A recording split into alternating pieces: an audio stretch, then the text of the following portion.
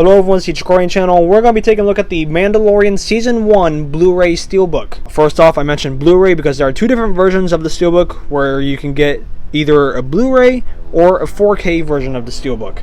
And this is not really a Walmart or Best Buy exclusive since they're being sold at both locations. Or used to, at least. But before we begin, please give this video a big thumbs up and subscribe as it helps support the channel, and ring the notification bell to be notified whenever I upload a new video. Okay, let's get back to it. But yeah, I got this around the time it was released in stores, and I want to let y'all know I have no knowledge on the well, I kind of do.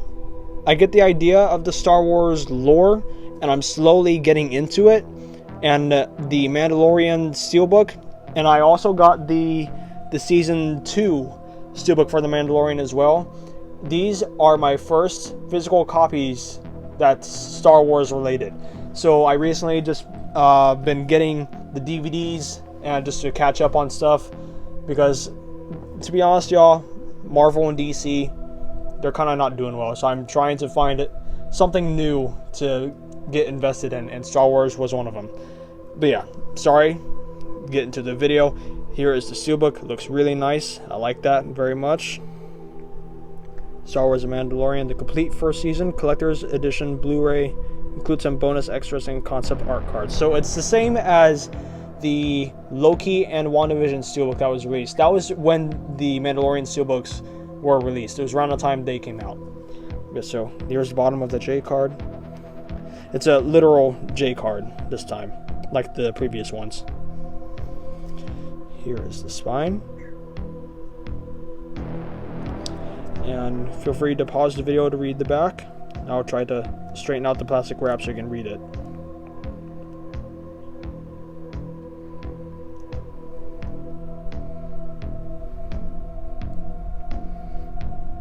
Okay, now let's go ahead and get this open.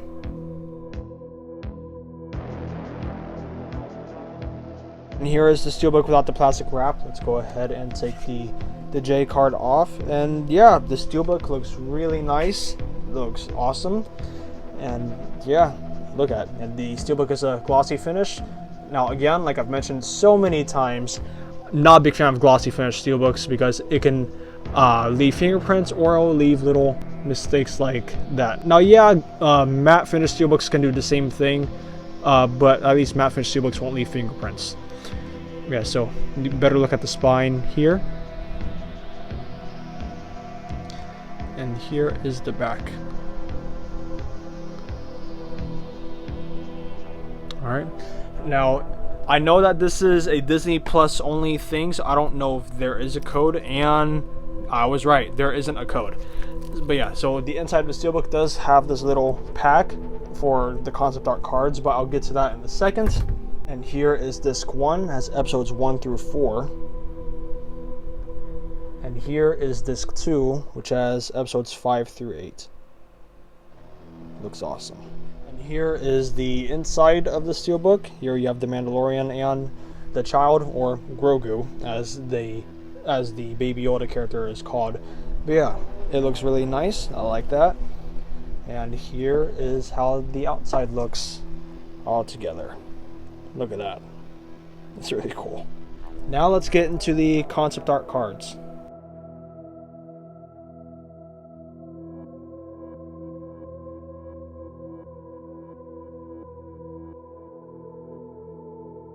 That one was a pain to go through.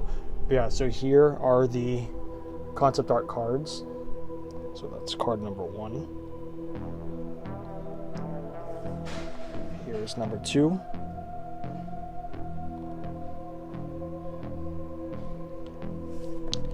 Here is number 3. I like this one.